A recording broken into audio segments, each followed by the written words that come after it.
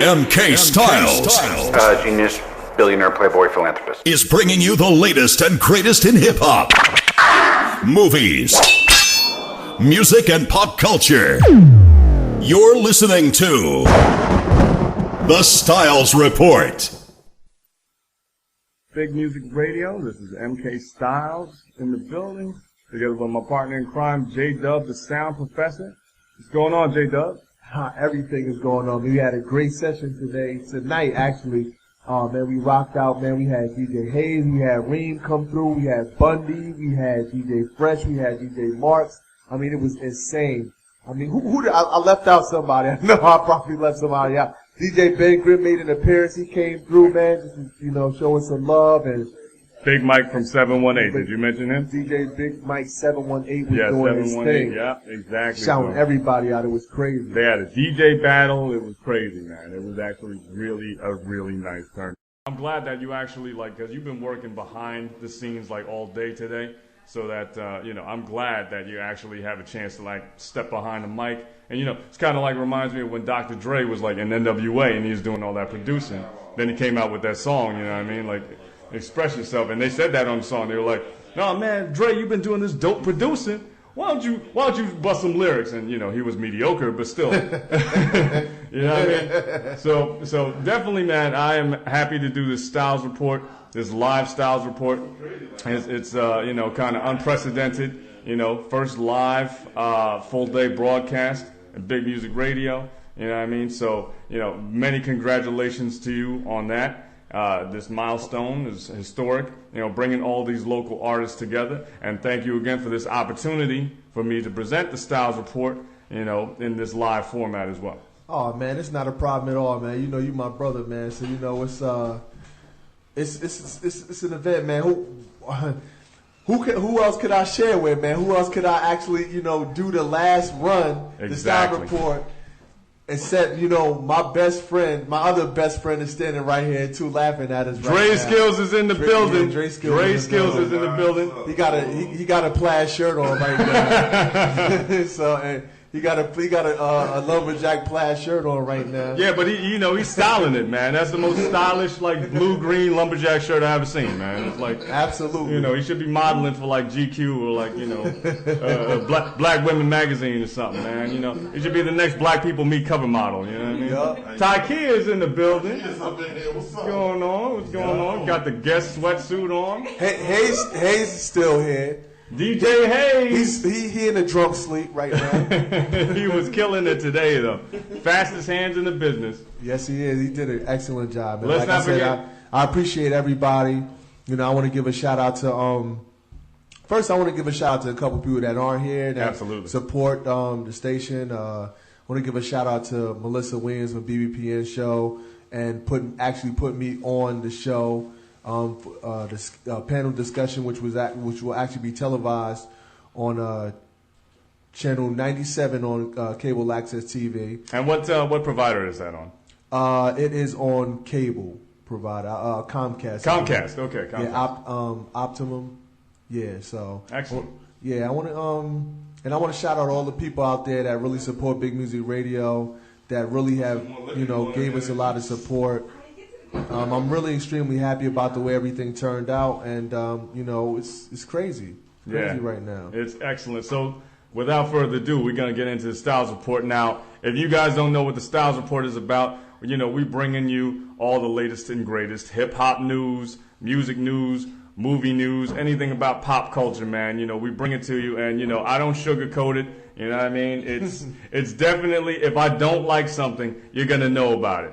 You know what I mean? So, I don't even know where to start, man. There's so much stuff that's happened. There's so much stuff to talk about. We got, Rick Ross losing his endorsement deals. We got... Oh, yeah, with Reebok, right? We got that. Yeah. Let's talk about that because, does everybody know what the situation is in the room about Rick Ross and why he lost this Reebok deal? Actually, partly I do know it has to do with his song, but... I'm not exactly sure exactly. You can probably explain it to me. Well, what happened was Rick Ross was featured on this. He was featured on a remix, and we actually have the remix, through the gift of Spotify thankfully. And I love Spotify, even though Spotify didn't pay us any sponsorship money or anything like that, help us pay any bills around here. I still will endorse Spotify because they are great. They allow me not to have to pay, $15 for any crappy CDs that only have one song that's good that I listen to on it. You know what I mean? So, and this is an example of one of those crappy songs that I skipped past. It's actually Rocco, if you guys know who Rocco is, because I didn't. So he featured somehow he managed to feature Rick Ross on the actual song, on the remix. So the actual song, and I think one of the DJs played it earlier, is UOENO, which I think is just, you'll hear what it's all about. I'm going to skip past most of it because I don't care for it, and I don't want to waste airtime on it. But actually, Rick Ross's controversial lyric comes in at about 2:09, so I'll let you guys listen to that. You ain't even know it. I die over these Reeboks. You ain't even know it. Put Molly all in her champagne. She ain't even know it. I took her home and I enjoyed that. She ain't even know it.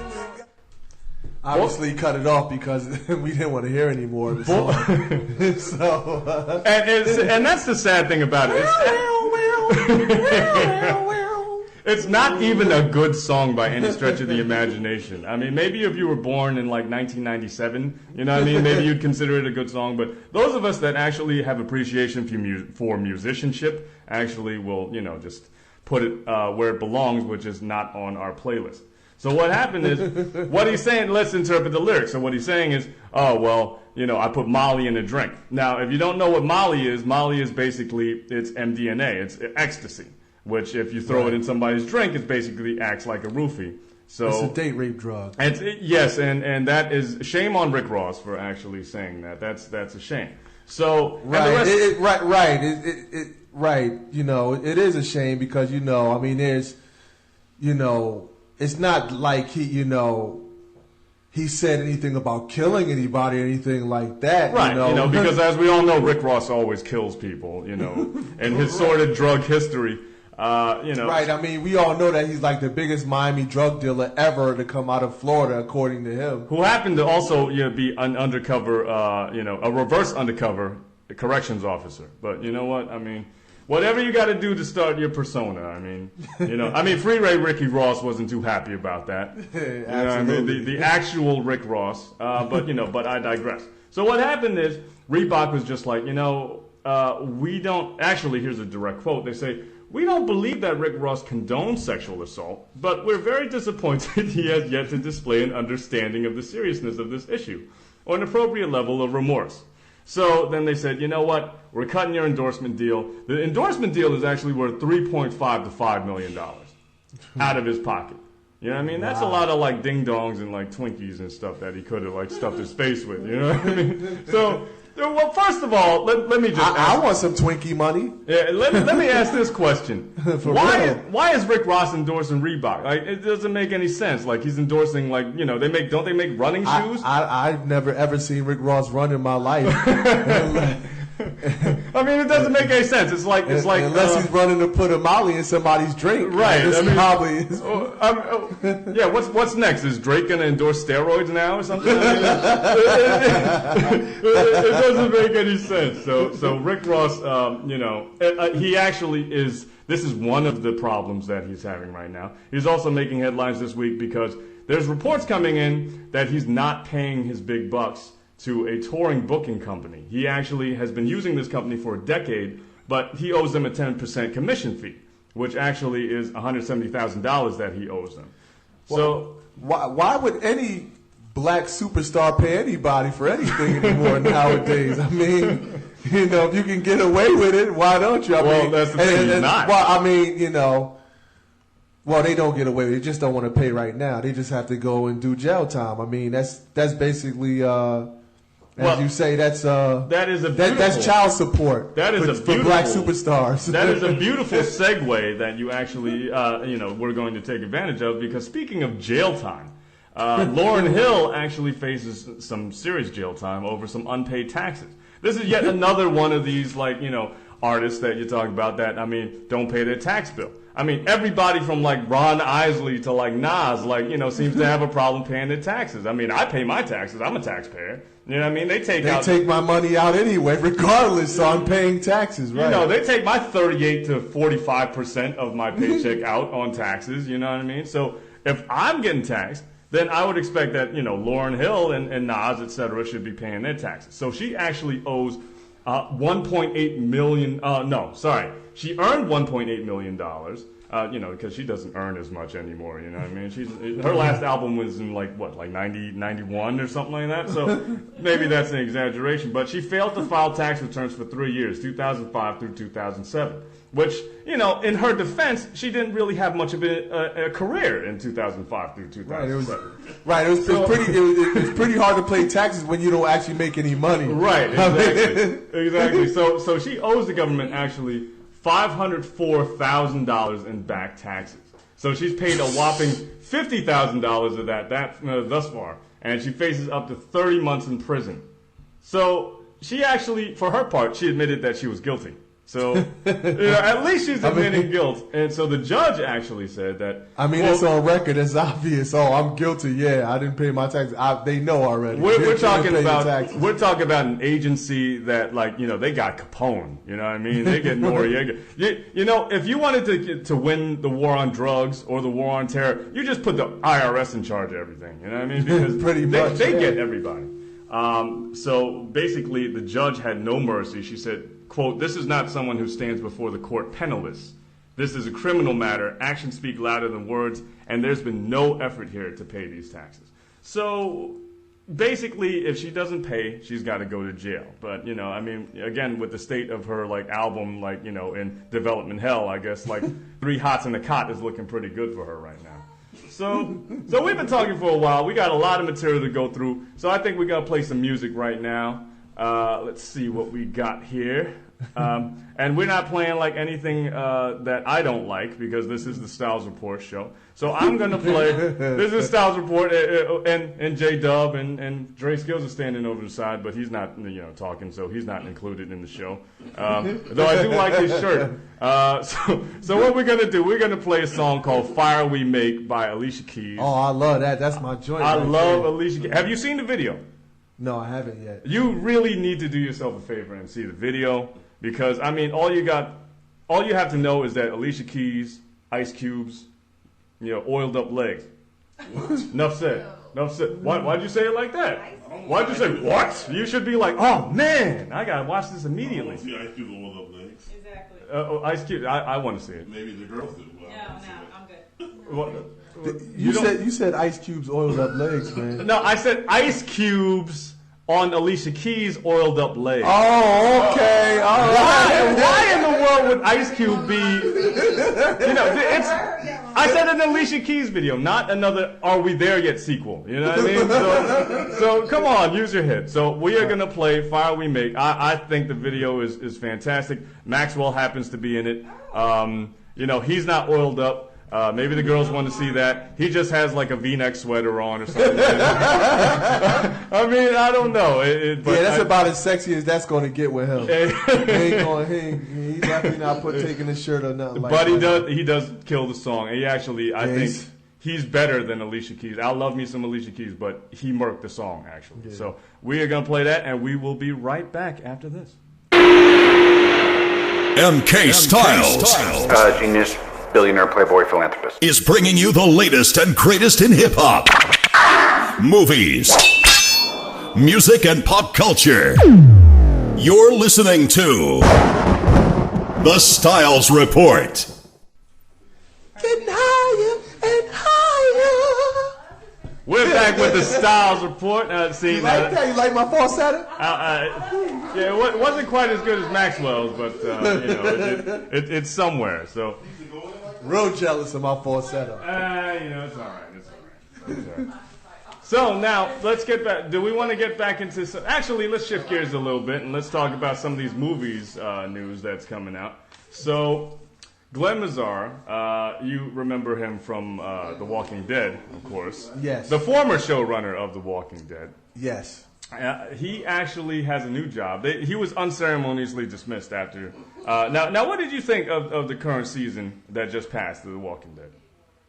I think it was good. I think it started off really, really good in the beginning. It slowed down in the middle, then it picked back up again. And I think that's when they made the decision to terminate him. I think it was probably when it... In the middle. Yeah, kind of like a slow spot again. Because people were having flashbacks to season 2 where they were right. I really had a problem with that ghost storyline thing that was going on in the middle. I really didn't like that at all. I don't think it's easy to do, kind of ghost stories. I was not a fan of, a lot of parts of season 2 and some of the slower parts in season 3, including the ghost storyline that you talk about. But, in regard to Glenn Mazzara, he's got a new gig. He is actually writing the These guys always find gigs really quickly. Exactly. Well, I mean, people recognize talent. Even though he puts ghosts in zombie shows. I mean, he finds it. Yeah, people should be killing zombies, and they're dealing with ghosts like calling them up on the phone. It doesn't make any sense. So he's actually writing a Shining prequel film entitled... that's right up his alley, because that deals with ghosts. Right, right, exactly. So it's entitled The Overlook Hotel. It's going to take place before the original Shining that you remember. There was the Jack Nicholson version. Right. Of course. And, there was I thought that was pretty good. I mean, Stanley Kubrick did a pretty good job with it, even though... he took some liberties that I didn't like from the source material. The one I believe was Stephen King did? The one that was on Sci-Fi Channel a while back? It was Stephen King's The Shining, and then that was really good. That was a 3-part miniseries. That was actually really good. That was the one with the guy from Wings and yeah. and Rebecca De Mornay, right? Who I will always remember as in addition to some of our more suburban folks remember her from Risky Business. I remember her from The Hand That Rocks the Cradle. And how right. she kind of pulls the boob out, and then everybody's like, "Oh my God, she just pulled her boob out!" So I remember her from that, and also as Shelley Duvall 2.0. Right. So hopefully, if they do like a Popeye remake, they can get Rebecca De Mornay, and then she can play like Olive Oil. So they apparently it looks like they're gonna do the prequel to. They're gonna go by the Kubrick version because the Kubrick version is the more famous version. Right, if you don't do a prequel, you're not really making a show. Right, exactly. Right, there's a gazillion prequels out right now. I mean, yeah. Have you seen there's Bates Motel? Of course, you've seen Bates Motel. Yes. And what so far of what you've seen, what is your opinion of Bates Motel? Well, I was obviously taking it in a different direction. Right. Have you seen the latest episode? No, I have not. Okay, so I'm not gonna give you any spoiler alerts or anything. It's really good. You should watch it. I actually like Bates Motel. You do like Bates Motel? Yeah. Our best friend who's sitting far away in his blue plaid shirt. He likes Bates Motel. Yes. Mm-hmm. Yes. Yeah, I'm sorry. You guys. Leah is our best friend too. And we gotta make sure. And Tykia is my best friend. See, but I'm leaving everybody. I gotta say everybody's name. Let me tell you. First of all, let me tell you who's in the room first. There you go. We got Tykia here. I don't want to say too much. No, I didn't want to go over. Yeah, I didn't want to go crazy and stuff like that. And we have Andre here. I'm just going to say that because I don't want to, Dre Skillz. Go over about how voluptuous Andre is. in that blue and green shirt, he looks very voluptuous. So. And we have the Miss Leah Johnson here as well, and we have Mr. DJ Hayes here, and he is like... He's half in dreamland. This dude is like in a coma right now, for real. Like, this dude got like spotlight, he got lights on him, he's just completely like paralyzed right now. But yes, anyway, back to what we were talking about. Well, speaking of people, now here's my other section. I like to bounce off of what J-Dub says and use them as segues. So speaking of people that are dying or in a coma, there was... If anyone has seen the movie The Avengers, which was a great film. Oh, excellent Fantastic film. We are Marvel fans here at the Styles Report at Big Music Radio. We love the Marvel films. The Marvel Cinematic Universe films. The ones actually made by Marvel. Not Fantastic Four or like Elektra or any of that bullshit. You know what I mean? Like, that doesn't count. That's like that's stuff that's begging to be remade. So if you haven't watched The Avengers yet, just like kind of like put your ears in your fingers for just a second. But those of you, well, and by just a second, I mean, I'm going to spoil this for you anyway. If you haven't watched the movie yet, you deserve to be spoiled. So what happens is, in the movie, Phil Coulson, who actually was a character that did not originate in the comic books, but, he ended up being a very fan favorite, a very big fan favorite. Yes, I was extremely unhappy when they killed his character. Well, the thing about it is he's not actually dead. I kind of figured that. So I knew you were going to say that. What's happening is there's going to be a S.H.I.E.L.D. show. And that's going to be, I believe, on the ABC network. It's actually called, very creatively, Agents of S.H.I.E.L.D. And Phil Coulson is actually going to be the lead character in Agents of S.H.I.E.L.D. The rest of the people in the show are going to be like, it's going to be like just made up people. Because, they can't afford to get Robert Downey Jr. like every week to do a television show. His salary would be like the whole budget for the first 5 seasons. So what they're doing is they're making up it's going to be Agent Smith and Agent Mei Ling and Agent, I'm making these names up, but you get the idea. Agent Kulaway, you know what I mean? Like basically like from different countries. Coulson is basically the leader and gives them missions at times, and then sometimes he'll have his own special mission. Well, exactly. Well, he's the lead character, so he's going to be in like basically every show. Oh, so, okay, gotcha. Basically, the backstory is that Nick Fury, aptly played by Samuel L. Jackson in the films, he faked his death on purpose to motivate the Avengers. So, most of the S.H.I.E.L.D. members and the Avengers were not made privy to this because their quote-unquote security clearance wasn't high enough. So basically, the show is going to revolve around, his adventures and his team of people. Now, it's going to be kind of loosely, interactive with the movie universe. There is going to be a continuity there. Oh, okay, yeah, I figured they would do that. And it was funny because I heard these rumors going around that Phil Coulson was going to be Vision.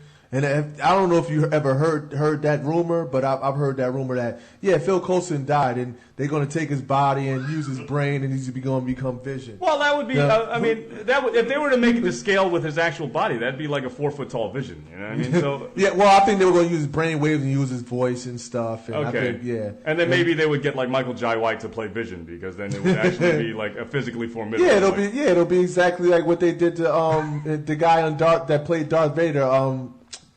David Prowse? David Prowse, yeah. And then James Earl Jones, who had kind of a Rick Ross-like kind of thing going on there at that time. He, so he couldn't fit in the suit, so they were like, all right, but you have the greatest voice ever, at least until Morgan Freeman comes around, and then, right.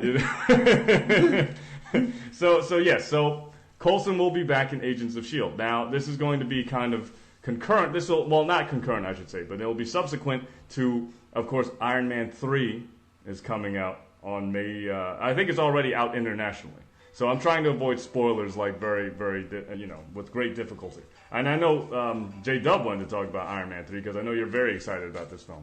I can't wait to take my kids to go see Iron Man 3. It is just amazing. I'm so excited about that, the way it looks. And I mean, to be quite honest with you, Avengers makes you want to go see Iron Man 3 because you want to see what happens afterwards, after the Avengers is known in the universe now, and afterwards we see how Tony Stark deals with this, because now it's like he knows that there are threats that are way more dangerous than him, right? And that he has to deal with that in his personal life as well. And the funny thing is, with Iron Man, I was never like a huge Iron Man fan. Like, I like his powers. I like the fact that his backstory, he's basically like the Batman of the Marvel Universe, where he's kind of like, he's fabulously wealthy. He's got these great technological gadgets to help him, in his superhero endeavors. Not as dark though. I actually, what's so funny? I actually think of Iron Man and Batman actually as polar opposites. I think of them a little bit differently because I think that's a good point. I think Batman, Bruce Wayne plays as Bruce Wayne is basically he's actually faking who he is, because Batman is actually who his real personality is. Right. And with Tony Stark's is Tony Stark's. Right. And he's just Iron Man. Right. That's what, in a suit. He's a dude in a suit. Mm-hmm. And I think that's the difference between those two. Now, I think Bruce Wayne, like you said, he uses his money basically and I think Iron Man is a little bit different. I think he uses his money because it's more of a technological thing for him. I think he wants to advance and go further along with what he does. I think he likes to save people, but I think Bruce Wayne, his personality is more what's the word? Obsessive compulsive. Yes, there you go. Yeah, he's more. I think Batman is a little bit more obsessive compulsive. Like Tony Stark likes to drink. He likes to have women over. Right, exactly. And Bruce Wayne likes to like just kind of sit and brood. And think about like beating up Joker and Riddler. Yeah, I think that's his thing. I think he's just which Joker, the Mark Hamill Joker or the Heath Ledger Joker? Well, unfortunately, Heath Ledger's not here anymore, so it's gonna have to be the Mark Hamill Joker. In saying that, Heath Ledger played a great Joker. So I don't want to put it on a sour note saying that I'm making fun of the situation, but no, absolutely. Heath Ledger actually was a brilliant Joker. He was excellent. Heath Ledger actually, and let us, while we're on the topic, Heath Ledger. I was never a big Heath Ledger fan. In The Patriot, I was like, okay, this guy's mediocre. A Knight's Tale kind of like came out, and then I'm like, okay, I'm not gonna watch this movie, even on TNT, And then, but he really impressed me with this film. So much so that when my girlfriend, like at the time, now my fiance, but my girlfriend actually, yes, shout out to Danielle, my fiance. Hi, Danielle. Hi, Danielle. Yes, she's actually at her sorority function right now, so I don't think she's able to listen to the show, but unfortunately. But I'm sure I will rehash the entire show in its entirety, to her when I get home, and I'll impersonate J-Dub's parts. How are you gonna impersonate? How do I sound? I want to hear this. I have to kind of take like a long bath, like a steamy shower, so that I sound more like I sound more like machismo. Why does a steamy bath have anything to do with my voice? Because it like expands my vocal cords. So like then I can. I think you have a deeper voice than me. Do I? Mm-hmm. Yeah, you have a deeper voice. Everybody's nodding. Okay. Well, thanks. I guess. Well, I don't have the deepest voice in the room. I don't have a deep voice like Andre. I think I got that falsetto thing going on. Do you? So you're falsetto, I'm alto, and then he's like, I don't know, gravel. Like a bomb to a plane. Huh? What is it, alto? Higher and higher. I'm more like bass. You more like bass. I can't be like bass because bass is like that. All right, tenor. All right, okay, thank you. I don't know music. I don't know music terminology, even though I do know music. And speaking of which, we're going to get into some music right now. We are going to play a song by someone, speaking of, homicidal lunatics and alcoholics, by Chris Brown. Who, actually, he gets a bad rap, and I think it's well-deserved. I think so too. If Rihanna was my girlfriend, I wouldn't beat it up. So who goes to jail more? I would beat it up. So who goes to jail more, Chris Brown or T.I.? Well, see, the thing about it is T.I. actually goes to like real jail. But that's because Chris Brown, an overnight lockup, doesn't actually count as jail. I would like Chris Brown to actually go to real jail, but I don't think he's going to come out as Chris Brown. I think he'll come out as Christine Brown when he gets out of real jail. So yeah, but that being said, even though I do think he's a douchebag, so let it be known that on public record, the MK Styles Report official stance on Chris Brown, personally, he's a douchebag. But that doesn't preclude you from making good music, because after all, R. Kelly's still making hits, you know what I mean? So, Chris Brown, Fine China is the name of the song. I really enjoy this song, even though the video is kind of douchebaggery too, because, hey, the name of the song is Fine China, so we're going to get, a Chinese romantic interest in the video. How original is that? So, we'll be back right after this. MK Styles Genius, billionaire, playboy, philanthropist. is bringing you the latest and greatest in hip-hop, movies, music, and pop culture. You're listening to The Styles Report. And we are back with The Styles Report, also featuring J-Dub, the sound professor. Now, on the break, Fresh told me, he said that Heath Ledger was actually a bad Joker. Well, shame on you, Fresh, and I'm saying this right here in front of everybody, live streaming Big Music Radio, that you're completely wrong. And if you were here, I'll cut your mic off. Fresh, you are a fine DJ, but a movie connoisseur. You probably think that Michael Keaton was a great Batman, so therefore that invalidates your opinion to me entirely. So, anyway, moving back along, we're going to jump back to music here. So, while we're on the topic of Rick Ross losing his endorsement deal with Reebok and other people that are making bad business decisions, Lil Wayne is actually kind of in hot air right now. Hot water, rather. Well, he's full of hot air, but he's in hot water right now because he actually, and this is so funny because it's another situation where somebody jumps on a remix and then they think they're saying something clever on the remix. But it's actually not clever. It's actually pretty offensive. Actually, I don't really get offended by like stuff, but I thought it actually was legitimately, I could see why people thought it was offensive. Basically, there's a song called Karate Chop by Future. And now, it's not actually, before you think it's, oh, well, MK Styles is Asian, so he must be mad that, like, it's about a karate chop. No, well, the funny thing is that, just like, that guy, The Future, if the song was done, it'd probably saying, Karate Chop. Karate Chop. Karate Chop. Karate Chop. Well, because, what's that other song where he said that same word over and over and over again? I don't even know because, like, Lil Wayne, like, the acoustic, version of Lil Wayne is, like, again, a movie I would watch on TNT. Lil Wayne's music is, like, nowadays is stuff that I would watch on, like, I would listen to, if it was playing in a shopping mall or something like that, and then I would, like, kind of tune it out. So what happened here is, he has a, Future, an artist Future, who, again, I don't know who these people are nowadays. Maybe I'm showing my age. Maybe I'm showing my good taste.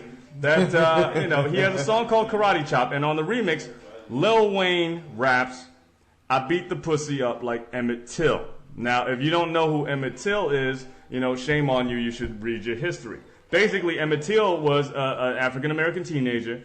And he was murdered years ago in, I don't know the exact year, but I think it was in the 40s or 50s. No, in the 50s, rather. 50s, yeah. 50s, yes. Because he was, quote-unquote, flirting with a white woman. And then, he died, not a very good death. So it was a tragedy at that time. So basically, Lil Wayne is making light of the tragedy. We actually do have a clip of the song, and we are going to play it right now, and you be the judge. Of course, we're gonna skip all the. This just a real nigga shit, your real nigga story, you know what I'm saying? These people so shit.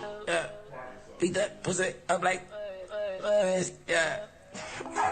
Now, again, we're back on. Okay, so again, thankfully, they actually blanked that part out from Spotify. So, they already are trying to do damage control with this. But it's, again, one of those things where it's, like, so unnecessary. It's like, are you really being clever? Like, you're not. You know what I mean? Like, and this is what, when people say, I'm going to go on record. Since we're going on record about a lot of things right now, when people say things about how Lil Wayne is, like, one of the greatest of all time or the greatest of all time. No, we here at the Styles Report think that's not true. I definitely think he's the greatest of all time, man. Definitely. He's accomplished so much. In his he's done the most drugs. He sold the most crack. So, he's the best, man, ever. So what's happening? In my sarcastic voice, LOL, for my Facebook and Twitter fans. Right, exactly. Yeah, we're gonna tweet that his sarcastic face. Now, what's happening is he's not apologizing. Unlike Rick Ross actually apologized for misspeaking. Lil Wayne is not apologizing. Lil Wayne is just saying, all right, you know what, man, it's my artistic creativity. I don't. So what's happening is the Teal family is actually saying, you know what, we are actually going to go after Lil Wayne's sponsors, and we're actually going to do what Reebok did we're going to push for what Reebok did to Rick Ross. We're going to hit you where it hurts. We're going to hit you in the wallet. So apparently the product they're targeting is Mountain Dew. Now, this is another example where I'm so surprised it's like it doesn't seem to fit the person. Like the product doesn't seem to fit the person that's endorsing it. Like when I see Lil Wayne's face, I don't feel thirsty. Right. You know what I mean? I don't either. It's funny because when you mention that, the first thing I think about is how really deformed he looks in his face. I mean, he really looks pretty horrible. I mean, he would be great. I mean, I could see him. I could see him like endorsing like Jason Mass or Halloween movies or something, or like I could see him endorsing those types of things. But as far as like Mountain Dew, which looks so colorful and delicious when you want to put it up to your lips, like you said, I'm not feeling really thirsty when I right. You know, Gremlins. I'm actually ready to do the opposite. Gremlins. Gremlins 3 would be a great casting choice, Lil Wayne. You know, or he should be endorsing like a dentistry or something like that. You know what I mean? Because this could happen to you. This is the before picture. You know, so I mean, when I see Beyonce and she's endorsing Pepsi now, that's a perfect fit. Because when I see Beyonce, I mean, her body is shaped like the Pepsi bottle. You know? there goes on Dre Skillz over there. He's like, oh yeah, man, I'd love to drink me a 2-liter right now. You know what I mean? So and I mean, speaking of Coke bottle bodies, Nicki Minaj. Everyone's favorite, Nicki Minaj, is now. She's on American Idol. Have you guys been watching American Idol? No. You have? I haven't, but the Peanut Gallery seems to have been watching it. So what do you think of is she good? Is she a good judge? Is she a good judge of music? She's a good judge. Yeah. So we're hearing that she's actually a good judge. So I love looking at her phone. No, well. Dre Skillz says that he loves looking at her thong. I'm actually yawning during this. I don't like her. I mean, first of all, if we see Nicki Minaj in her thong on American Idol, I need to start watching American Idol because yes, you do, bro. Does she really have a thong on in American Idol? Wait a minute, a thong? That just kind of woke me up. That's what I'm saying. Nicki Minaj in the thong. I mean, that's some strong material. Yeah. So what's happening is, in addition, they're kind of flirting with PG. They're kind of flirting with PG there, aren't they? Yeah, I'm actually surprised. Well, man, they got shows like Hannibal on Channel 4. Well, we'll get to that in a second. But back to this like thong, dental floss up the butt like thing. Like so what? In what context was she wearing like a thong? Like, why was she she just happened to be wearing a thong on American Idol? So did she have like any body stocking or something on when she had the thong on, or was it just like a thong? Yo, hold on, let me tell you what Dre Skillz said. Dre Skillz was like so roused and so like happy to say that she just had a pure thong on with nothing else on. I think he's a fan. Yeah. If I gather, so I guess you'll be watching her official debut on the movie screen because she is set to appear in an upcoming comedy entitled The Other Woman, joining a cast that includes Cameron Diaz, and a whole bunch of other people that no one's going to know. So basically, the story of this movie... Is Kevin Hart in it? No, he's not. But he actually... Well, he's not going to be in any other movies, perhaps, because he's going to face a year in jail for a DUI, actually. They're going to put him a year in jail for a DUI? Well, apparently what happened was Kevin Hart, he drove drunk, allegedly. Everything is allegedly here. And he almost slammed into a tanker truck. Then when the cops caught up to him, he confessed. He was like, yeah, I was, you gotta learn today, I was drunk, you gotta learn today, I was drunk. So he was going at 90 miles an hour. Wow. Actually, and he blew double the legal limit in LA, which is .15, which, again, for those of you that aren't, really, they don't follow the breathalyzers, .15 means that, doesn't that mean that that's 15% of your blood alcohol, is just alcohol? I think that's what that means, something like that. I'm not exactly sure on the statistics of it, but I know it's, So he's it's not good, that's for sure. Exactly. So he's actually facing up to a year in jail. But I'm sure it's going to be that Chris Brown kind of jail and not that T.I. kind of prison, you know what I mean? Right. But it's his first offense, so he'll probably get some, probation or something like that. So, which is good for him because he's got a movie coming up. And it's funny because... we were talking about ice cubes. Well, I was talking about Alicia Keys' body and ice cubes, but, somehow Dre Skillz took that to mean, Ice Cube, the person. Well, it's funny that you mentioned that because Ice Cube and Kevin Hart, and this is how we go full circle. We go full circle on the Styles Report. Absolutely. Everything connects with everything. So Ice Cube and Kevin Hart are actually coming out with a movie together, comedy. Larry Fishburne is slumming it up. He's in the movie as well. He is. We'll get to that. You're not on the panel, Dre Skillz. So sit there quietly in your blue and green shirt, and we'll get to that in a second.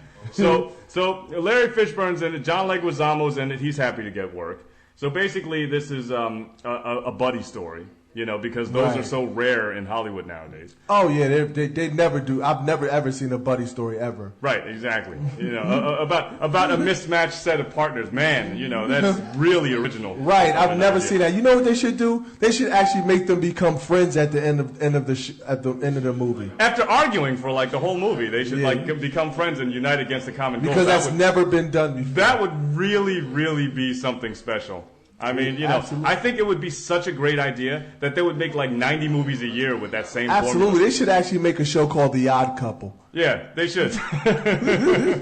No, or they should make an African-American remake of it the same way they did with The Honeymooners and just get like who you think is like the famous person at the time, even though it ends up being a really lousy movie.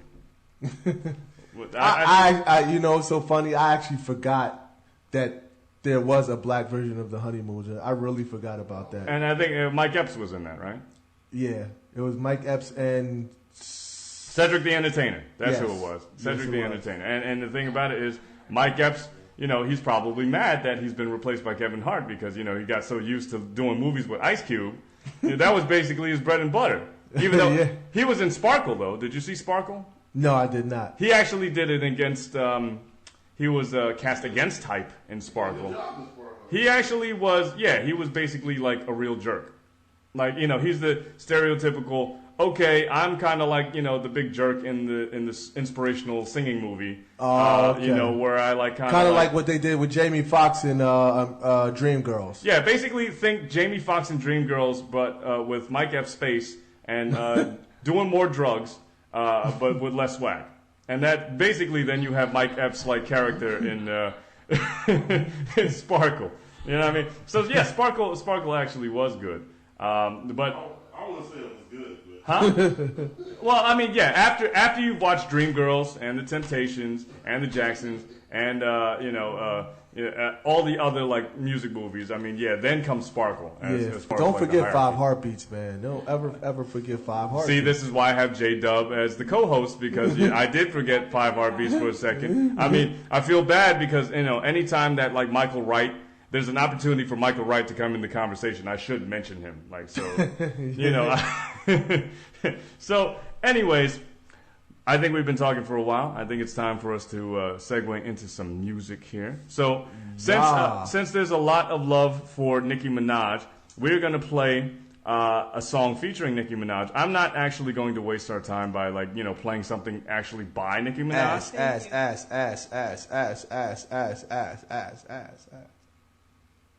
But no, what we're going to do is we're going to play a song by French Montana, and this is, I mean, I have mixed feelings about this song. Do you know what song I'm talking about here? The song, the name of the song is called Freaks. Now, it's not original. So you're not going to play ass. Maybe next time. With Big Sean. I mean, that's what I think of when I think of Nicki Minaj. I think of ass. But, Big Sean shall not make the Styles Report today or tomorrow or perhaps in the next month. But, French Montana will. And actually, again, this is another video that I love. The song is fine because, it takes a sample that everyone will recognize if you haven't heard the song yet. But the thing about the video is Nicki Minaj is basically parading around. I think she really does wear a thong also in this one. And she has no bra on and she just has pasties on. So, I mean, if we really scrutinize people here don't realize how much men actually really go crazy on videos. They look specifically for like sex-driven like things in videos. I mean, we don't mean to do it, but we mean to do it. I mean, look at how hot Erykah Badu got when she just walked completely naked and people didn't realize how big her ass was. Right. I mean, that completely flipped it around for me for Erykah Badu because I listen to her music forever now. I mean, because for me, like before that, you're talking about the window seat video, right? Yeah. Yeah, but for me, before that video, I thought like Erykah Badu looked like she had been punched in the face a couple times. So I was like, I didn't really think that she was like, all that. But then I was like, you know what? she could be kind of a butterface, but the lower half kind of redeems her for that. But so while we're talking about people that are redeemed for being talentless with good lower halves, we'll segue right into Freaks by French Montana featuring I was going to say Lil Wayne, and that would have been a real difference there. And we'll be right back. MK Styles. Genius, billionaire, playboy, philanthropist. Is bringing you the latest and greatest in hip-hop, movies, music, and pop culture. You're listening to The Styles Report. Welcome back to The Styles Report, and this is, you're back on with MK Styles, J-Dub, the sound professor. We got Takia here. Hello. We got Leah here. We got Dre Skillz somewhere, and we got Hayes is in Dreamland. You got Hayes somewhere? He is hazed out. He used all his energy, scratching. and then Dre Skillz with his black shirt on. So, there's definitely, we have so much material. I know we only have a certain amount of time slot, but I definitely want to get to this story here. Yeah, Snoop Dogg, as you know, that makes me laugh just hearing that. Name. I have to because I have a clip of it. Snoop Lion actually has a new album out. He changed his name. Yes, he changed his name to Snoop Lion because now that he's down with the Rastafarian movement and everything like that, dog is just not good enough. So he had to pick an animal that was befitting of his new status. So he picked a lion, and now he actually has an album that's completely like reggae. It is he has a little bit of rap in it, but it's basically reggae. And it's not like an album where, okay, I'm going to get a whole bunch of reggae artists, and then I'm just going to rap because that's all I really know how to do. Nothing said, man. Nature moved to Marcy. That's what that reminds me of. I have there's nothing to say about that. And this is the benefit of, and this is why I and J-Dub are co-hosts on the Style Report, because we have lots of otherwise useless knowledge that we hold in our heads that we can utilize and make entertaining in this. That obscure reference, actually, in order to get a spot on the Styles Report, you have to make the more obscure references you make, the better. Well, I'm sorry. I know we're going in on Snoop and everything, but I was watching BBC America earlier today. Snoop was on BBC America? No, he was not. But the gentleman from the Talking Dead, he has a show now called The Nerdist, which he actually does this as well. Pop culture. He's not just talking about zombies anymore. He's talking about everything. You mean Chris Hardwick? Yes, Chris Hardwick has his own show. Do you remember Chris Hardwick from the MTV days?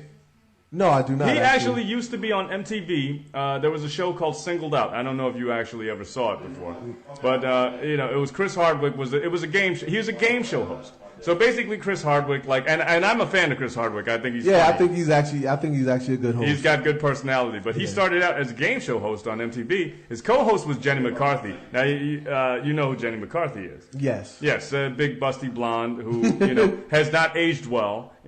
Sorry to say that, but so he actually started in MTV, and he kind of cultivated himself in MTV News and things of that nature. And I'm glad actually that he's doing Talking Dead and he's kind of blowing up here. So basically, it's like he talks about pop culture and stuff like that.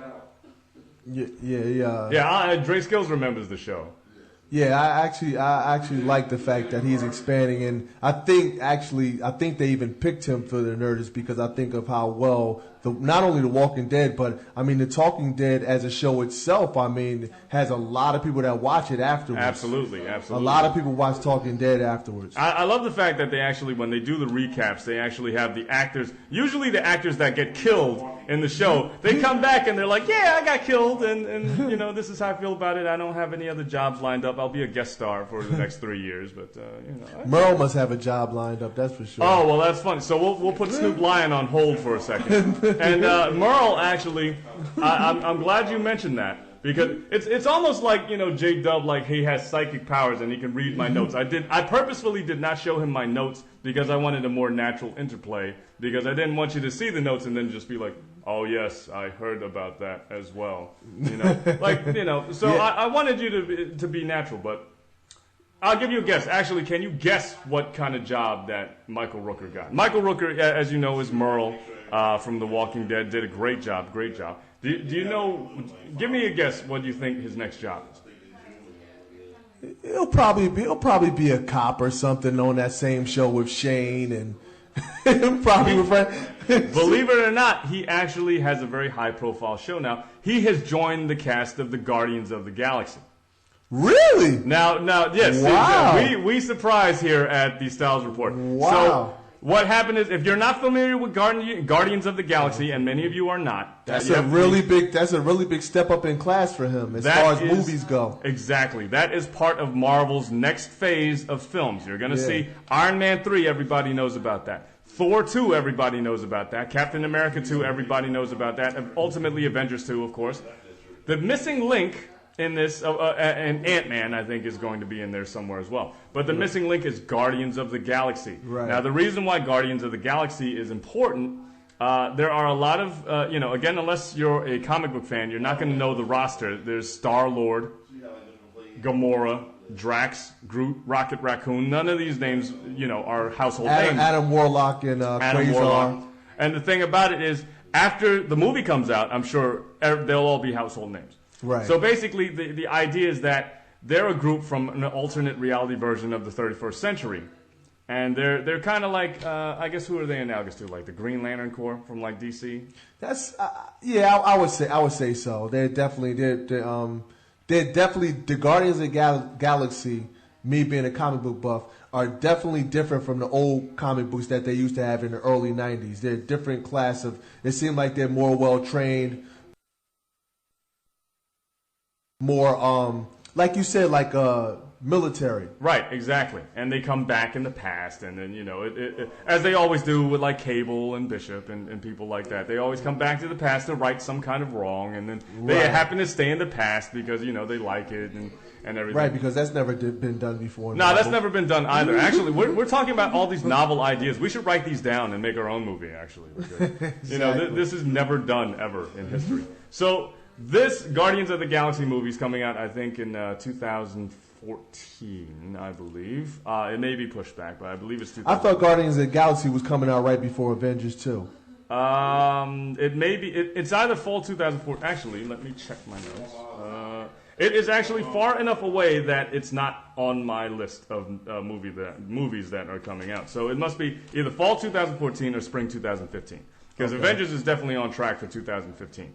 But what's happening in the Guardians of the Galaxy is Michael Rooker is going to play Yondu, one of the original Guardians, basically like a martial arts guy, a bow and arrow tribal kind of guy. Yeah, think Avatar, kind of. Right. So think Merle dressed up like a character from Avatar. I can't picture him with being a tracker now, like a zombie guy. Right. Like anybody that's. I can only picture him with ripped up clothes and.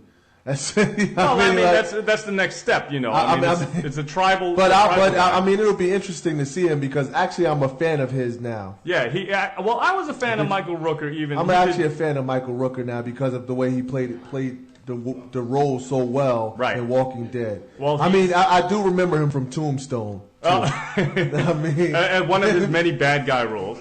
Yeah, exactly. I remember him from that as well. And the thing about it is, he's not going to be acting against the likes of Kurt Russell or was Bill Paxton? Bill Paxton was in Tombstone, right? I feel like Bill Paxton's in everything. Yeah, Bill Paxton is in every movie that has Michael Biehn in it. A lot of direct-to-DVD films, I'm sure. But, so actually, Michael Rooker will be acting with Zoe Saldana, who's playing Gamora, and Batista, WWE, formerly of WWE. I don't even know if he wrestles there anymore. He is formerly of WWE, and he is actually, I believe, I don't know. It's an MMA. He's in MMA, and I saw it on YouTube that he was fighting in MMA, but I didn't even actually turn it on. So.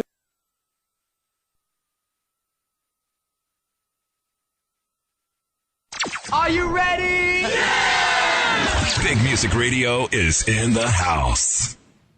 Fighting, his record must be like 0-26 by now because I feel like I haven't heard from him, so I don't know if he's either doing very well or doing very badly, one or the other. He must be usually when you hear from somebody. He must be doing badly because he's doing very well, getting cast in like a major Marvel movie like that.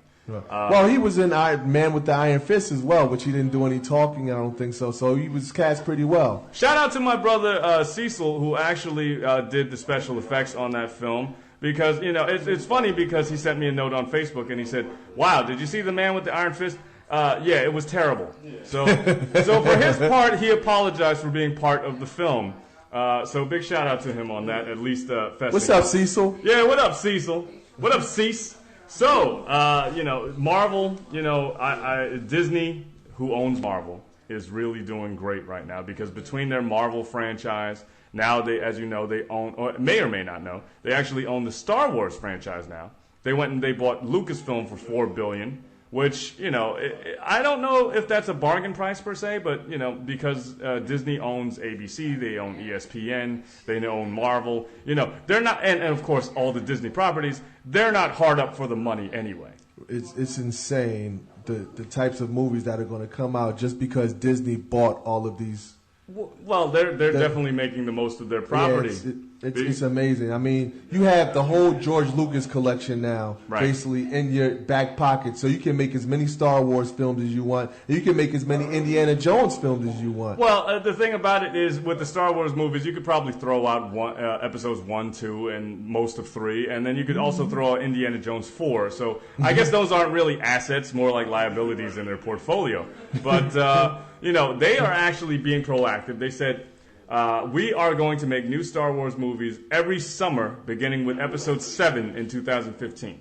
Wow. So basically, you're going to have Episode 7 in 2015, probably Episode 8 in 2017, every 2 years or so. And then in the interim, the years in between, they're going to have standalone films.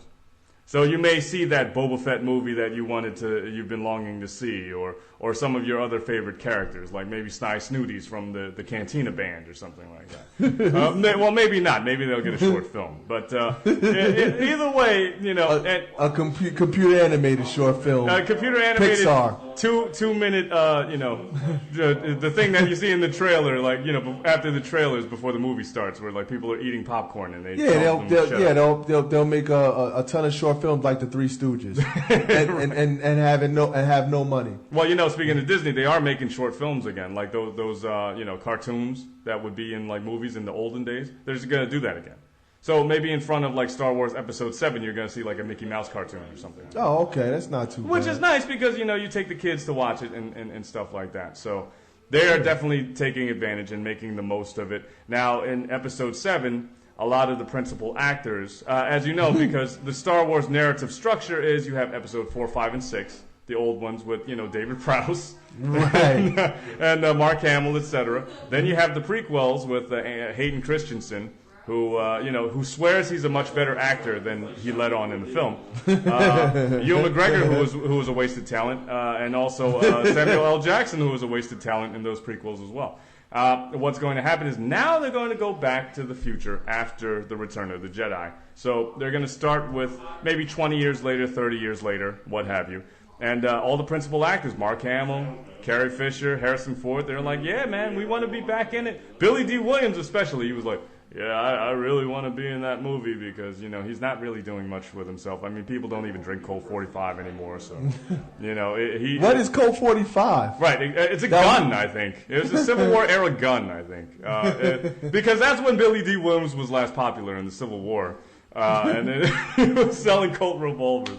But no, I shouldn't say that, Billy D. Undercover Brother. You did a fine job with the General's Fried Chicken and Undercover Brother, so I'll give you credit for that. And as Harvey Dent in Batman. You know what I'm worried about with these new Star Wars films is that before the Star Wars films are even made, that the cast is going to die because they're just too old. I mean, Harrison Ford. I mean, did you see him in like the Crystal Skull, Indiana Jones and the Crystal Skull? I mean, this dude looked like Bob Barker, man. When he was when he was punching out the guy on the bike. I mean, this guy looks like Larry Merchant, man, from like the boxing tournament. I mean, it's like ridiculous. Well, here's the thing. I think the film was misnamed. I think the name of the film was actually, it should have been called Indiana Jones Crystal Skull. Because he's so old, his skull is crystallized. His skull is crystallized. His skull will be crystallized because he's so old. I mean, the next one is going to be like. You got to pretty much give Mark Hamill a beard. I mean, because if you don't, you have to treat these guys like Christopher Lee. I mean, Christopher Lee is like the perfect guy to cast in any film because he has like this long white flowing beard. Right. So you could put him in any fantasy movie. You can put him in anything because his age doesn't matter at this point because he can be used. But I mean, imagine having Harrison Ford with a beard. I mean, he had a beard. He had a beard in Cowboys and Aliens. Imagine Harrison Ford with a beard. No. Folks, your audio didn't drop out. It was just, Jason had a dumbfounded look because he's like, Cowboys and Aliens, what's that? Was that some kind of film or something? So he's actually surprised that I actually know of its existence, and I feel very sorry, and I apologize to my listeners that I watched it. But Harrison Ford, yes. Harrison Ford should have a beard. Mark Hamill should have a beard because, like Christopher Lee, it'll cover up the rest of their neck. And it'll kind of blend in seamlessly. Well, by that logic, Carrie Fisher should probably have a beard too, as well. I think. I mean, not one made out of cocaine, though, unfortunately. So, speaking of drug users, so now finally we get back to Snoop Dogg. I'm not gonna play the entire song. He has a song called "Fruit Juice." I'm only gonna play. I'm not gonna play the whole thing. I'm only gonna play like maybe a minute of it because that's really as much as we can stomach in here. So we are going to play that, and actually, I'm not even going to say we'll be back right after this because it's only going to be 20 seconds. Let's cue that up, and let's play it until we can't stand no more. Okay.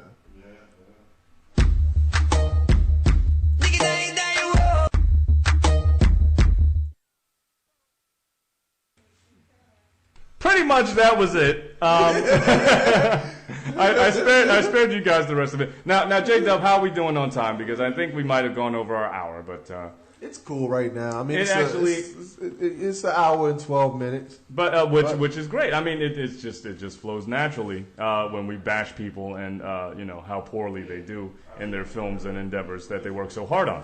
So what I will do, I think we will play a real song actually. I think we are going to play, as I scroll through, I think I'm going to play a song called I Hit It First by Ray J. Are you familiar with this song, I Hit It First? No, but I'm quite sure I know exactly what it's dealing with. Yes, I Hit It First. So Ray J actually, he hasn't really done much ever since his tape with Kim Kardashian. Now, in the meanwhile, Kim Kardashian is really, she's got the Keeping Up with the Kardashians and Kourtney and Kim Kardashian Take Miami, and then, all of these other, she's got that whirlwind romance with Kanye West.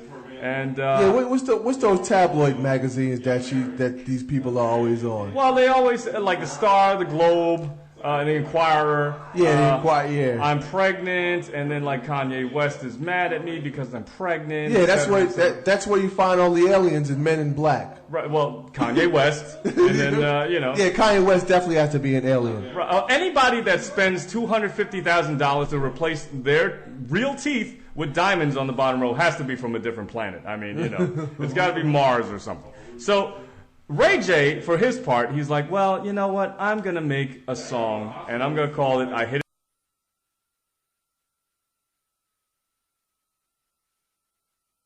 It First. And it's going to basically chronicle, my relationship, my deep, loving relationship with Kim Kardashian before she got together with Kanye West, before she got together with Chris Humphries. I think I'll let the song speak for itself. Or at least for, a minute and a half, 2 minutes, however long we can stomach it. So, with that, we'll be right back.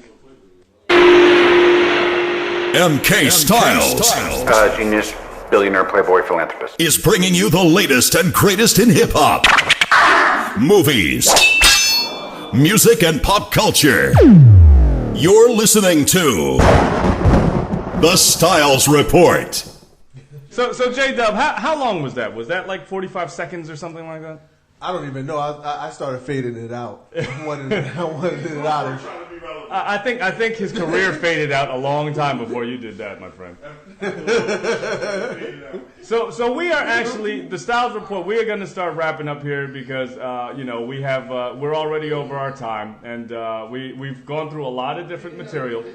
But what we're going to do basically a lightning round, because we want to go over the next few movies that are coming out in the summer, and then we might just say a few bullet points about each movie that's coming out. So in case you guys aren't aware, so May 3rd we've got Iron Man 3 coming out. We already talked about that. Excellent.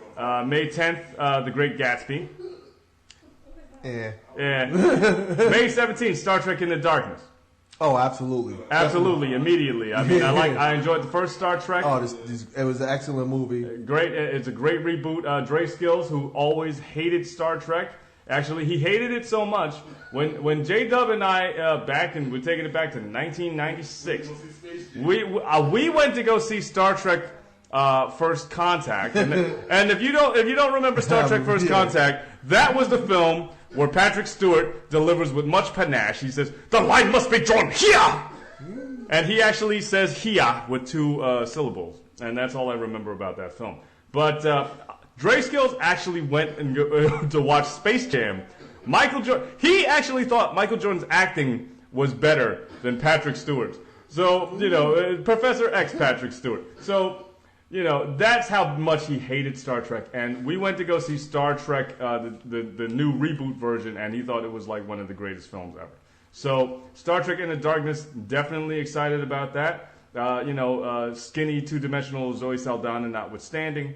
We've got, hey, I'm just kind of getting off topic here, but I mean, Drumline, I thought she was nice and, not thick, but like I thought she was healthy, and then... I just got a text right now, real quick, just to let everybody know. There was a fight earlier today in the MMA between John Jones and Chael Sonnen, and Chael Sonnen got knocked out, TKO'd in the first round. Did I not tell you it was going to be a quick fight? It's done. It's done. DJ, thank you, DJ Bundy, for delivering that information to me. So basically, he's gonna go fight Batista in like Belfort, like MMA or something at this point, because we all know what we want to go see. We want to see Anderson Silva versus Jones. John Jones. That's the see, or George St. Pierre versus Anderson Silva, or something like that. But I mean, George St. Pierre is a little bit underweight, really, for that fight. But I mean, those are the 3 best fighters in the UFC. Hands down, those are the 3 best fighters. George St. And one of those, they got to be in one of those combinations of somebody fighting, or Cormier is actually a good fighter. Actually, I've seen him fight. He came over from Strikeforce. I think they lost. They lost their they went bankrupt, and I think UFC. Strikeforce, yeah. Yeah, Strikeforce went bankrupt, and the UFC took them over, and so now they got a lot of their fighters over there. So basically, their force went on strike, apparently. Yeah, pretty much. That's what happened. Yeah, but anyway, back to you. I just wanted to segue to that. Well, that's an interesting thing, because George St. Pierre, and this is a segue from the segue, but George St. Pierre, or as I like to call him, George St. Van Damme. That's exactly who he acts like, and he actually fights like that. So he actually fights like Jean-Claude Van Damme. Like he's in Bloodsport or something like that. Yeah. Or maybe Kickboxer. Kickboxer 3, maybe. But he actually is going to be in Captain America 2, believe it or not. Really? He is going to be playing a character called Batroc the Leaper. And this is so obscure of a character that most people don't know who Batroc the Leaper is. Do you know who Batroc the Leaper is? I've been a Marvel fan since I was probably 10 years old, and I've never heard of Batroc the Leaper. Batroc the Leaper is basically like a Howard the Duck type joke character. His whole thing is basically his move is like he has a flying kick, and that's his superpower. He fly kicks and jump kicks people. That's why they call him the Leaper, and he always gets beat down by Captain America in the comic book. So I imagine he's going to be like in the very beginning, maybe the first 3 minutes, and then he gets like, vibranium shielded in the face. So a well-trained, vicious, one of the best UFC fighters ever in the history of the sport. The best that ever did it is going to be knocked out by Chris Evans in Well, I mean, in a world where Quentin Rampage Jackson plays B.A. Baracus, I mean, anything is possible. You know what I mean? I don't know if MMA guys get their due. I mean, Kung Lee also was in The Man with the Iron Fist, so I mean. Well, that's not saying much because Kung Lee gets knocked out in movies and in the MMA now too. Right. So, Exactly. Exactly. So the thing about it now, getting back to the films, May 24th we've got Fast and Furious 6 coming out. You know what? I used to like Fast and the Furious, but I kind of got out of it. It just seemed like it's just going over the top all the time. It just seemed like they add more people, and I'm not really. I mean, I know you might be a fan of Fast and Furious, but I'm not really into it. I actually enjoy it. You know what? The first movie I thought was kind of the second movie like progressively worse. Third movie, I mean, it had Bow Wow in it, so I mean that speaks for itself how bad it was. You know what I mean? 4 was okay again, and then 5. But I did like 5 because I like that they did take it to a different direction. So Dre Skillz is saying they took it to the different direction. Dre Skillz, sometimes his opinions on films, I'm kind of iffy because he thought the Pirates of the Caribbean trilogy was one of the greatest trilogies ever made. He did, and the thing about it is, when I think of great movie trilogies, Pirates of the Caribbean isn't. Wait a minute! I never even heard this. He said that Pirates of the Caribbean was actually a great he loves Pirates of the Caribbean. He thinks like Jack Sparrow is like Don Corleone. I don't even think I think I've sat through the first one. The second one, I just fell asleep right from the beginning of the movie. I already knew that it was going. I already knew. As soon as I looked at it, I just fell right asleep. You know what I think about the Pirates of the Caribbean movies? I would rather go to Disneyland and go on the Pirates of the Caribbean ride, get off and get back on for 2 hours and 40 minutes than watch, the Pirates of the Caribbean movie. So, it's terrible. It's just terrible. So Fast and Furious 6. I mean, I'm kind of like semi excited about. I'm not really super excited about it, but I think it'll take my money anyway. It comes out the same day as Hangover 3. Again, and May 31st, After Earth. That's I'm actually excited about After Earth. Really, Will Smith and his fake African accent and everything. I actually want to see it. I actually want to see After Earth. I'm actually pretty tense. It looked pretty tense actually. Will Smith and his son in the movie. I mean, I think there's going to be CGI animals in it. I think with everything else. I Am Legend, those CGI animals worked really well in that film. They didn't look plastic at all. And then I just tweeted that with a smiley, winky, LOL, sarcastic face. June 14th, the real deal here. Man of Steel, Superman. We shall see how that goes. I mean, so far, let me tell you something about movies. A trailer is not worth 1,000 words. That's a very good point. Because you can actually sit there and watch oh my God, this is going to be the best movie ever. Right. You're screaming at the top of your lungs when you're watching the trailer on YouTube, of course. Right. Exactly. And then when you go watch the movie, you're completely silent or silent or asleep, one or the other, because the movie was horrible. Yeah. Superman Returns actually was an example of that. There was actually a Superman movie after Superman 2. Actually, I think the way the movie was made, it was a remake of Superman and Superman 2 with the same special effects budget apparently. Or at least it cost. No, the movie actually cost like $380 million. Any action movie or sci-fi movie from DC that had Richard Pryor in it. Even though Richard Pryor was actually only in one, had to be terrible. I'm not going to mention that movie, but it was actually made and it had Richard Pryor in it. Here's a question. Richard Pryor at that time was probably acting like Eddie Murphy and just wanted to do any movie for $1. If you had to watch, if someone was torturing you and you had to watch the same movie over and over again for 24 hours and the choices were Superman 3 or Harlem Nights, which one would you choose? Would you really choose Harlem? I'm hearing Harlem Nights from the Peanut Gallery. Harlem Nights. If I was tortured, if I wanted to torture somebody, I would make them watch Superman 3. Right. No one But if I was getting tortured, I would want to take the lesser of two evils, and that would be Harlem Nights. because God rest his soul, and I don't like to talk ill of the dead, but I mean, Richard Pryor looked like he was, suffering from kryptonite poisoning in Harlem Nights.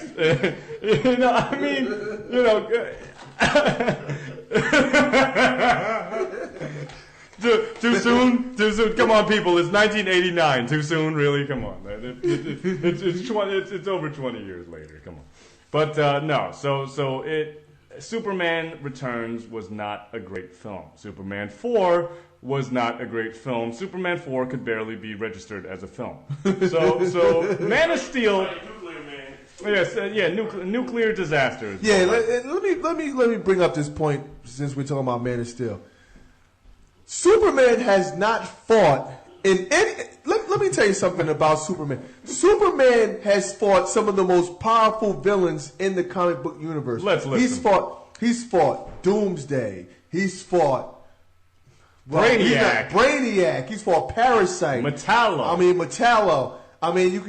You can even count Toyman. Right. But he has not fought anybody that actually is a villain in any of his films yet, and that's a shame. That's shame on DC for that. For making these really bad Superman movies. So you don't think Gene Hackman Lex Luthor stabbing him with kryptonite. Superman Returns. Do you feel that? That's.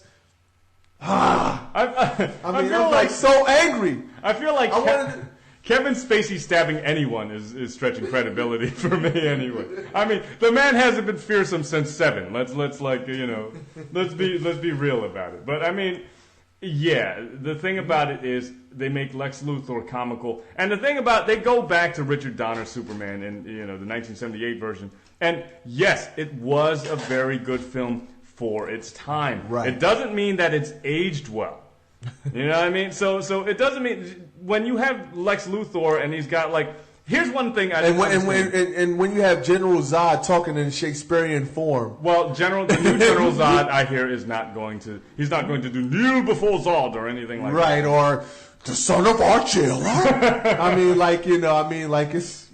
This is this is 1970. I don't think people would talking Shakespearean form. But he was the best thing about Superman 2. He actually was, yes. Yeah, I liked his Shakespearean hamming it up, actually. Not everybody can pull that off.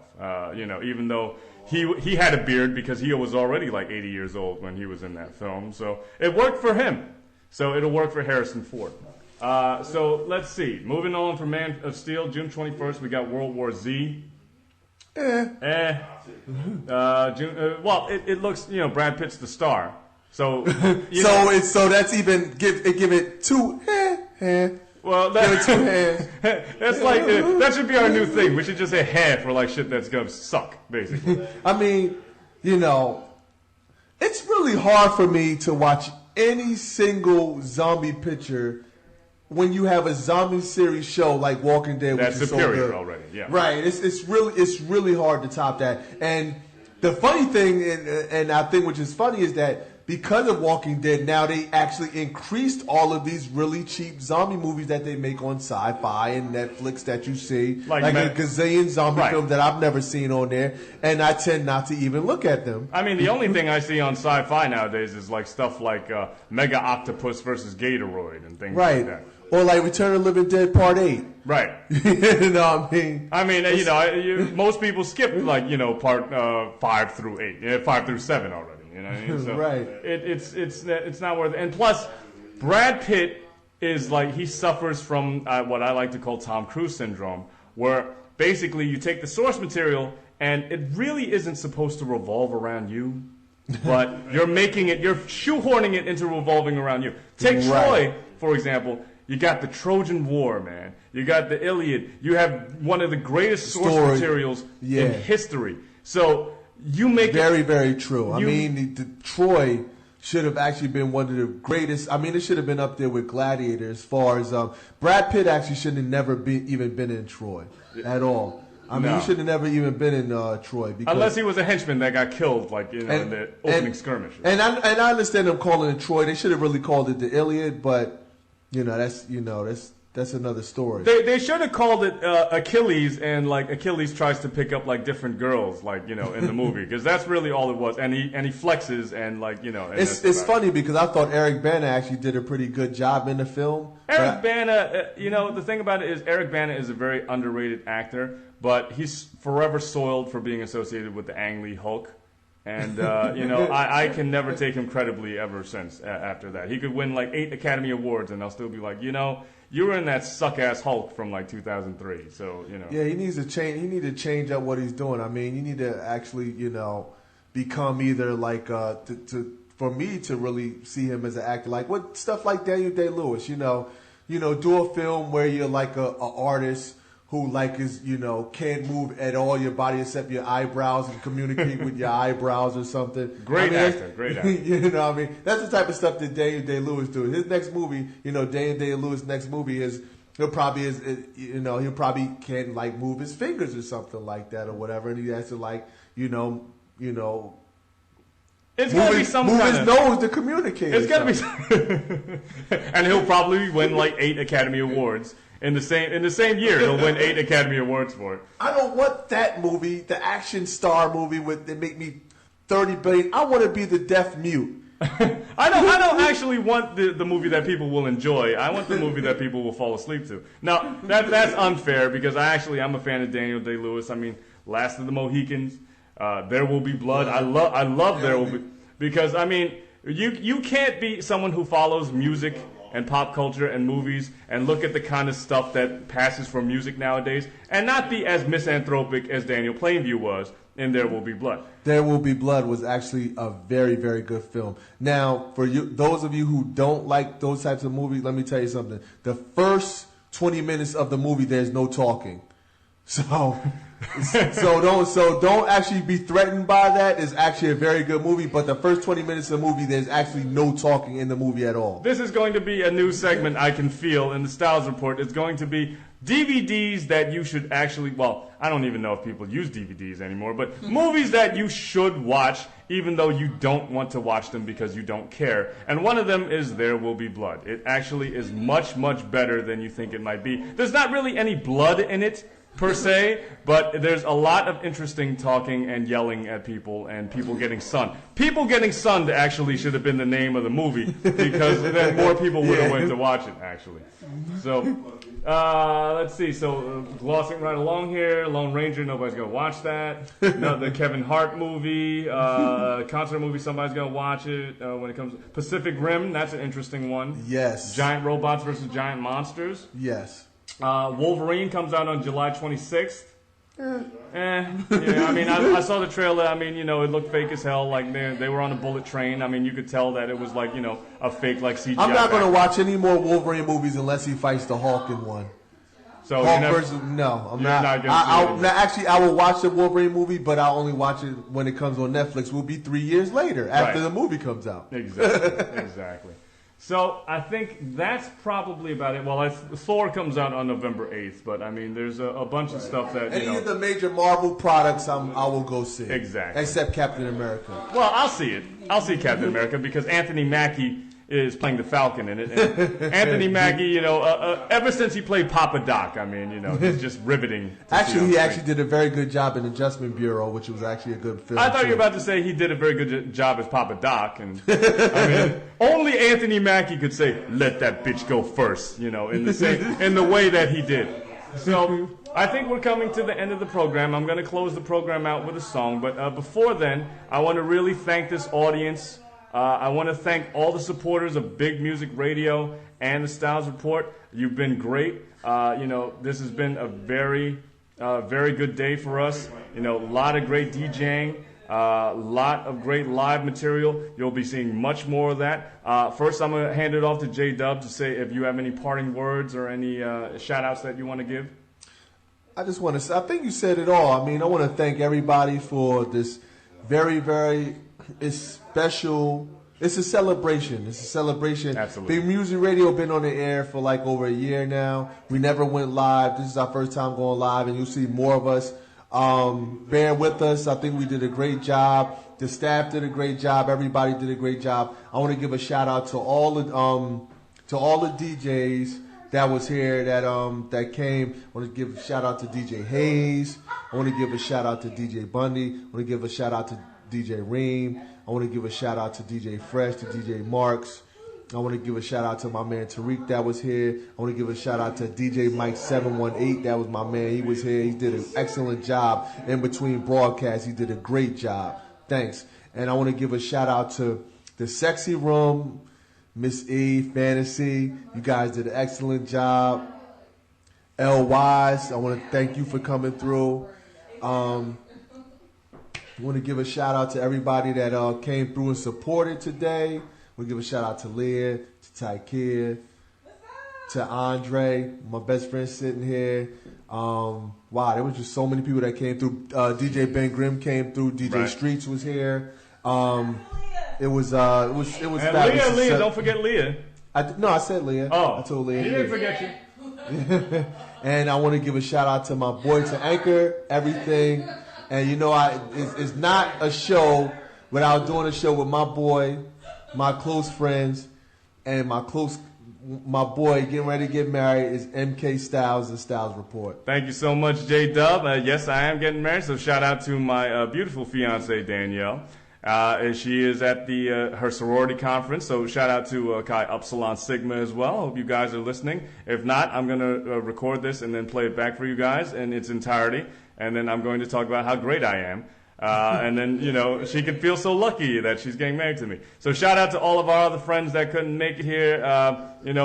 Troy stepped in here for about, 2 seconds or so and then grabbed a beer and left. My buddy Pizzazz, hopefully you're out there, playing some ska music with some square horn-rimmed glasses and, whatever it is that you do, hope it's well. And, all our other friends, I don't know who I'm missing, but you know what? I'll get to you guys later on the next Styles Report show. We're going to close it out, our broadcast day and our show and our broadcast day with Beyonce's Love on Top.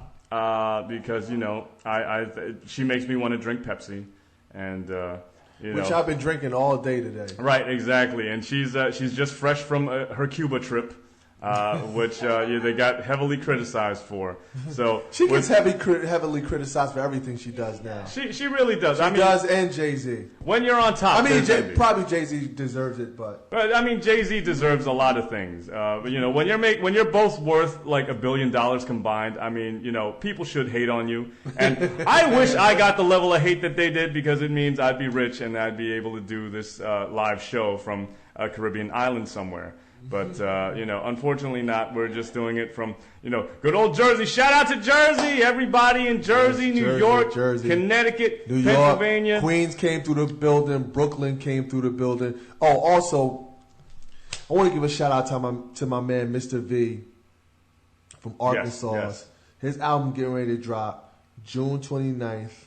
It's called Winner Circle. It is a Black Wizard Entertainment produced album with Peace of Mind Records working together, and it's going to be fab. It's going to be a great album. Album release party will be out there in Arkansas. And actually, Tariq, let me give a shout out to Tariq too, because his album release party is actually, I think, somewhere around that same time actually. So I'm going to be actually going a few different places: New York, Arkansas, and Napoleon just actually had his album. I want to give a shout out to Napoleon. He's had an excellent album. I listen to it all the time, called Awakening. He has some big songs on it with some big with some very famous artists, but not to even take away from his talent, because he is actually an exceptionally great MC. So I want to give a shout out to all 3 of these people right now. That's beautiful. Asbury Park, Dark City Stand Up, New Brunswick, Rutgers. My Rutgers alma mater, man. We've had a tough couple weeks, man, but, shout out to you guys, man. Always supporting you guys. Shout out to the Knicks, because, Yeah, they doing their thing. Shout out to the Knicks. Dre Skillz is, much to his chagrin, that, his team is not going to make it, and the Knicks will. And then, Big Wit. We forgot to shout out J-Dub's brother, Big Wit. Yes. I'm so sorry about that. Oh, my goodness, man. Working on the cameras today. Let me tell you something about my baby brother. Yo, I really love my brother. My brother is he's much even more to me than a brother. He like really, my brother really supports everything that I do. Right. And my brother really comes out and really helps me, you know, in everything that I do. He came out here with he went and bought a professional camera and he did his thing. It's kind of emotional, man, because my brother, you know, he's a good dude. So yeah. I want to shout him out and give him his props because he did an excellent job. And I want to tell you that I love you, bro. I don't think I can top that. On that note, thank you and good night. And we will play Beyonce. And thank you very much. This is MK Styles of the Styles Report, and I'm listening to Big Music Radio because I got tired of listening to the same 5 tracks every 30 minutes on those other radio stations.